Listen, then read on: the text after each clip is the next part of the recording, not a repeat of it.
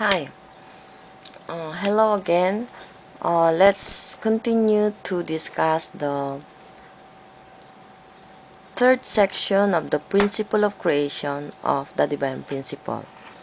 This divine principle is actually the teaching of the Reverend Myung Moon, who is the founder of the Unification Church. And for me, I believe that Reverend Myung Moon is a person sent by God to us in our modern age to teach us something new. He teaches the new truth and guide the whole world to build the kingdom of heaven on earth and the spiritual. So actually, I believe Reverend Myung Moon is the second coming of Christ. Okay, so this is one of these very important teaching the purpose of creation. Actually, yung purpose of creation ay napaka-importante kasi kung alam mo natin yung purpose ng buhay natin, alam natin kung anong dapat nating activity, anong gagawin natin sa buhay natin, ganun, di ba? And the purpose of our life is not only limited to the earth, hindi lang dito sa earth yung purpose dapat natin. Of course, everybody has a purpose in life, like dream to become a doctor, to become an engineer, or to become an artist, or to become a social worker, or teacher, o ano pa doon, di ba? But this purpose is limited dito sa natin, dito sa earth. How about the purpose? If you look at our purpose after our life on earth, diba? Actually, yung purpose na yan ay connected dun sa spiritual. So, we have to know what's the purpose of our life even after our life on earth. So, dito sa section na to, Reverend Moon is teaching, he teaches us a very clear purpose of life. Pag alam natin yung destination natin, doon mo na lang ilagay lahat yung mga, mo, di ba? Every in sources lahat ng energy natin, we focus on that. So, we can fulfill the goal of our life, the purpose of our life. So, let's look at the third section of the divine principle, the purpose of creation. So, when God created the world, is in Genesis, so if you read in Genesis 1, he said that it was good, no? He said, and every day na matapos niya yung creation, makatapos niya gumawa ng something, he said it's good. So he created everything for goodness.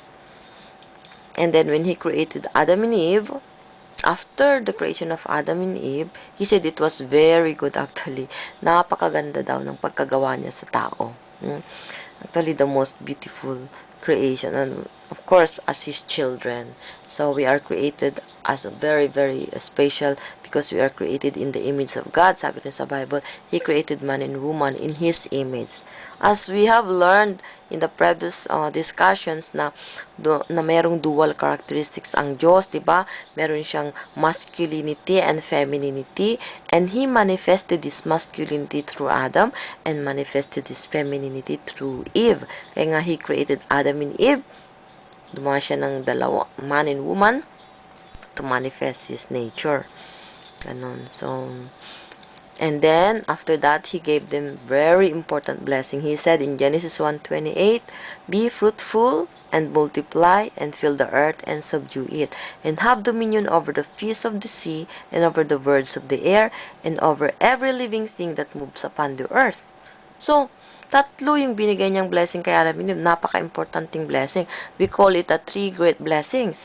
Yung three great blessings na yan are fruitful, be fruitful, and multiply, and have dominion. So, these are the three great blessings that God gave to humankind, to Adam and Eve, to the first ancestor.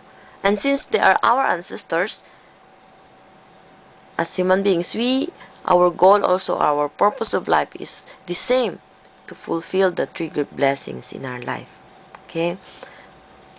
So, if you fulfill the three great blessings, actually, this will be the result will be the kingdom of heaven. And creating kingdom of heaven will be the greatest joy of God. You know, if you are a painter, tapos meron kang idea na you want to paint something, for example, the sunset or whatever, ganun. Nung ngayon kang idea, magpaint ako ng ganito. And then, nagpaint, di ba pag naisip mo lang, naiisip pa lang, masaya ka na. Pero pag it is manifested on the canvas, totally 100% nakita mo yung idea mo nandyan sa canvas.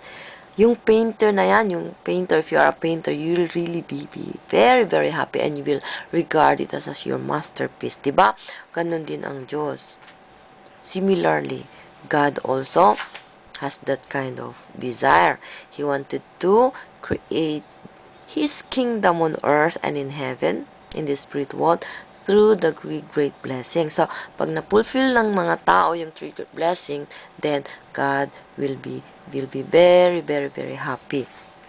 And as we know very well, joy cannot be produced alone. So,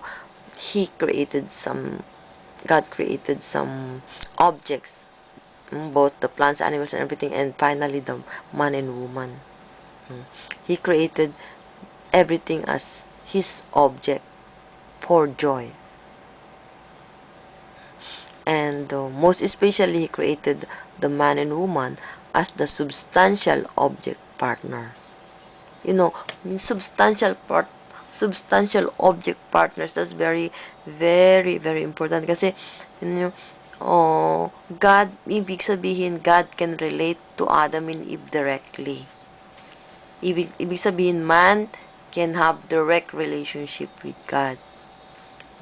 Because we are the substantial object partners. And because as a substantial object partners, we can give the greatest joy to God. If we can fulfill the three great blessings by establishing the four position foundation, then we can give the greatest joy to God, our heavenly parent. So this becomes the joy, the goal, the purpose of our lives, no? To build the kingdom of heaven by fulfilling the three great blessings. So the next part will be the discussion about the three great blessing. Okay, so let's have a break for a minute, and please understand that each and every one of us is created as a substantial object of God. So that means hindi malayo ang Diyos sa atin.